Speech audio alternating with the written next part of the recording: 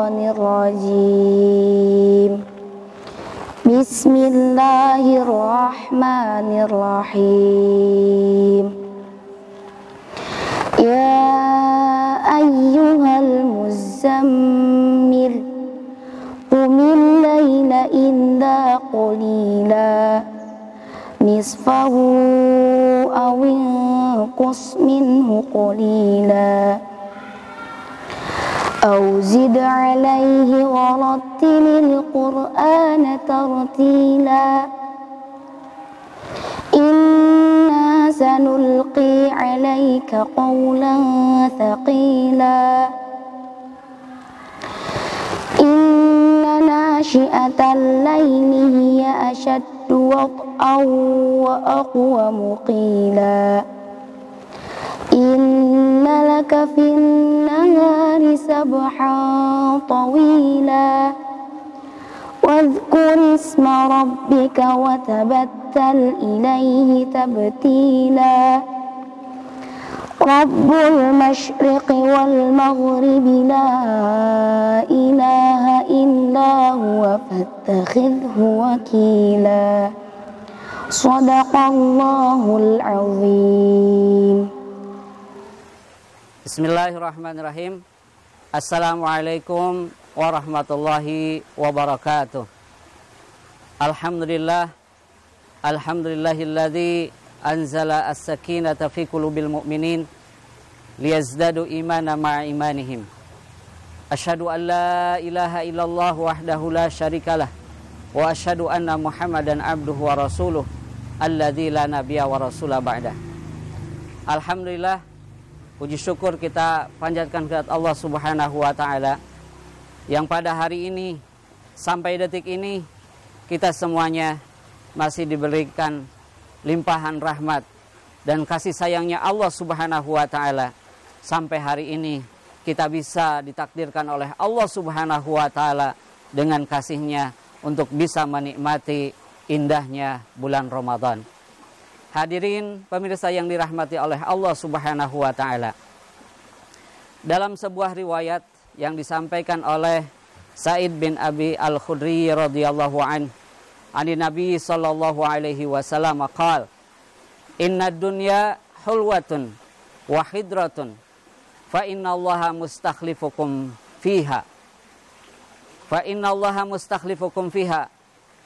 fayanzuru kaifa ta'malun fattaqu ad-dunya wattaqu an-nisa fa inna awwala fitnati bani Israil kanat fin nisa'i.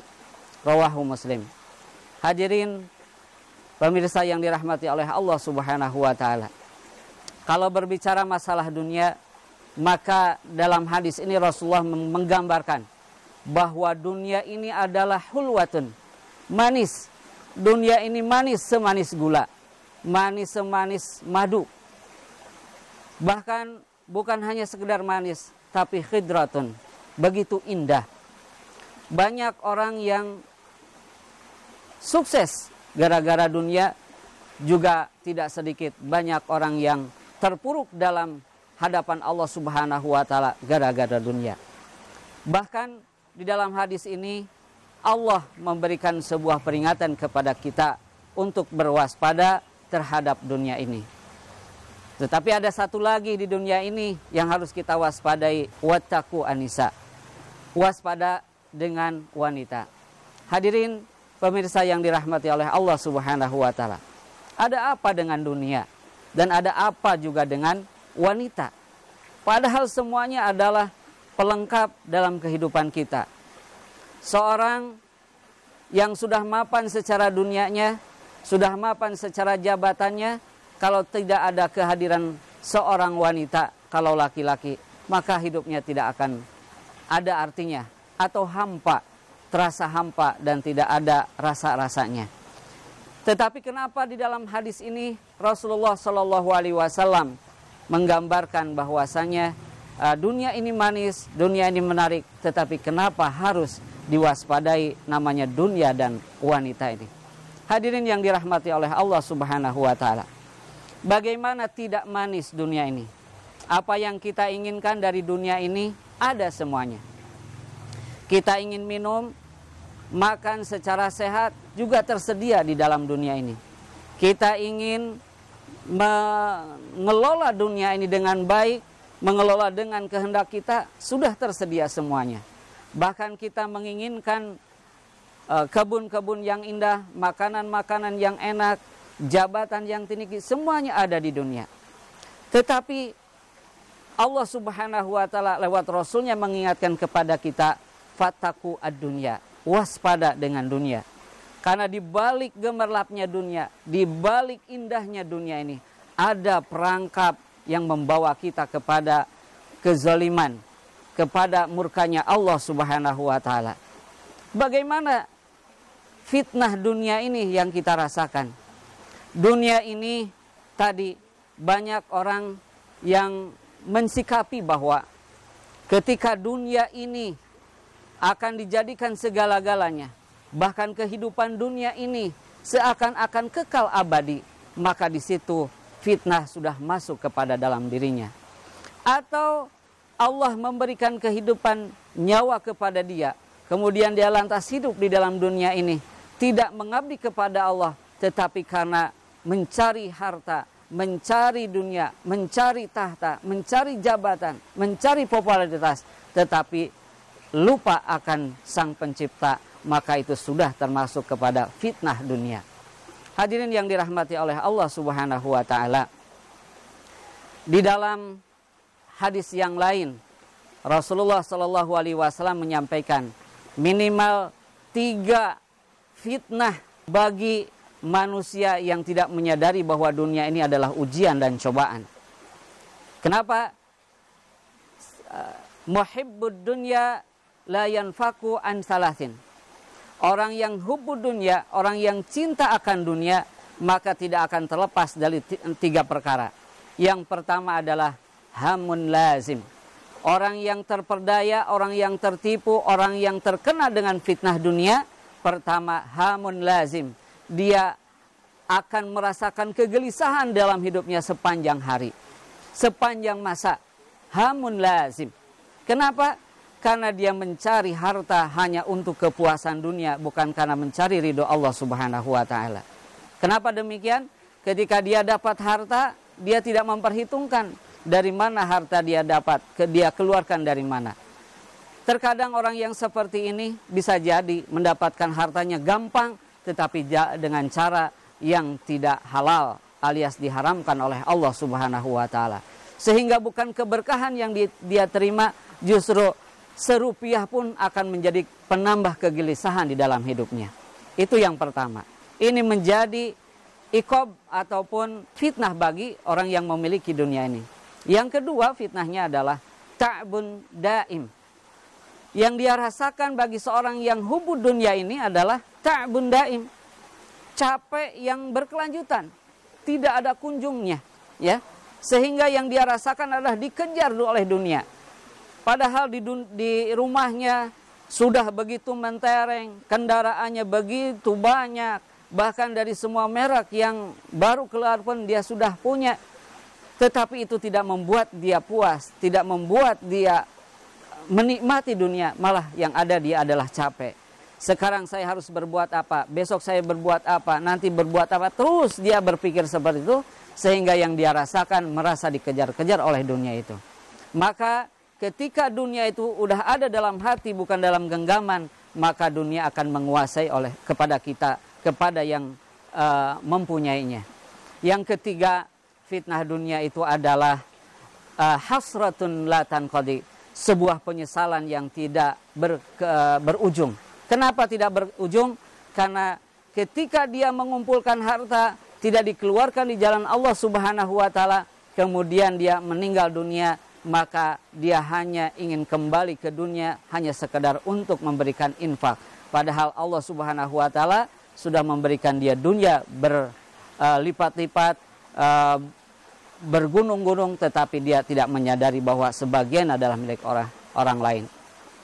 Hadirin pemirsa yang dirahmati oleh Allah Subhanahu wa taala. Yang kedua adalah fitnah wanita. Kenapa demikian? Di dunia ini begitu indah. Salah satu adalah keindahannya adalah wanita. Kenapa demikian? Ketika orang ingin berjualan, maka publikasinya atau iklannya selalu mengeksploitasi wanita. Karena memang wanita diciptakan oleh Allah Subhanahu wa Ta'ala begitu menarik. Bahkan di dalam hadis Rasulullah Shallallahu Alaihi Wasallam disampaikan, dunia ini adalah mata, dunia ini adalah perhiasan, dan seindah-indahnya perhiasan adalah wanita yang solihah. Maka tidak heran kalau kita banyak yang terbuai dengan wanita. Siapa sih yang tidak tertarik dengan wanita? Bahkan memang diciptakan oleh Allah Subhanahu wa Ta'ala berpasang-pasangan, tetapi yang menarik di dunia ini adalah wanita. Tetapi waspada juga, kata Rasulullah Sallallahu Alaihi Wasallam, wattaqu anisa. Kenapa? Karena di balik indahnya, di balik cantiknya, di balik manisnya, ada perangkap setan yang siap menangkap kita semuanya. Bagaimana tidak? Hanya dengan lirikan, hanya dengan senyuman, hanya dengan pandangan seorang wanita, seorang pejabat jatuh di dalam kehinaan.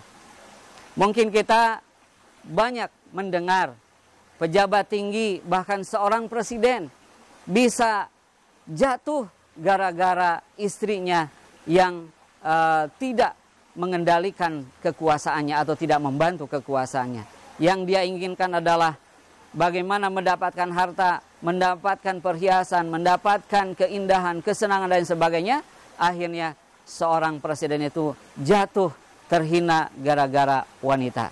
Tapi ada juga orang yang sukses gara-gara wanita. Rasulullah Shallallahu Alaihi Wasallam sukses, ternyata ditopang oleh keluarga yang sakinah mawadah. Di dalamnya ada wanita yang selalu memotivasi di dalam kinerjanya. Sehingga seberat apapun beban seorang suami, seberat apapun beban dakwah seorang nabi, ketika ditopang oleh seorang wanita yang salihah, semuanya sukses tanpa ekses. Maka oleh karenanya Allah Subhanahu wa Ta'ala menjelaskan, memang dunia ini hulwatun wahidratun, manis dan indah. Maka Allah menjadikan dunia ini kepada manusia untuk mengelolanya. Tetapi Allah mengingatkan, inna ja'alna ma'al ardi zinatalaha linabluwahum ayyuhum ahsanu amala. Memang Allah ciptakan dunia ini dan seisinya ini adalah sebagai hiasan, tetapi sekaligus liyabluwakum ayyukum ahsanu amala, untuk menjadi batu ujian apa amal yang terbaik yang bisa kita lakukan di dunia ini. Hadirin pemirsa yang dirahmati oleh Allah Subhanahu wa Ta'ala, maka dalam tausiah kali ini kita ambil beberapa ibrah atau pelajaran. Mudah-mudahan ini akan menjadi semangat kita di dalam mengisi Ramadan ini, menjadi ibadah-ibadah yang baik dan menjadi orang yang berwaspada terhadap dunia dan fitnahnya. Yang pertama, kita jadikan dunia ini sebagai ladang amal soleh kita untuk mempersembahkan kepada Allah Subhanahu wa Ta'ala nilai-nilai amal yang terbaik. Amal yang terbaik bukan amal yang hanya sekedar amal, tetapi amal yang terbaik. Yang kedua, kita harus menjadikan dunia ini adalah wasilah kita untuk menghadap ridho Allah Subhanahu wa Ta'ala. Karena bisa kita berbuat banyak untuk akhirat dengan dunia kita. Kita diwajibkan untuk mencari, tetapi kita juga diarahkan oleh Allah untuk berinfak, sedekah, zakat, bahkan wakaf. Maka oleh karenanya, jadikanlah, kita titipkanlah harta yang sudah kita usahakan, yang sudah kita miliki, untuk kita titipkan kepada fakir, miskin, kepada orang-orang yang membutuhkan, yang nanti insya Allah kita akan meminta, menagih kepada Allah di akhirat tentang sedekah jariah yang sudah kita lakukan di dunia ini. Hadanallahu ayyakum ajma'in. Mudah-mudahan ini bermanfaat bagi kita semuanya, khususnya tausiah untuk diri pribadi. Aqulu qouli hadza wa astaghfiru li wa lakum. Assalamualaikum warahmatullahi wabarakatuh.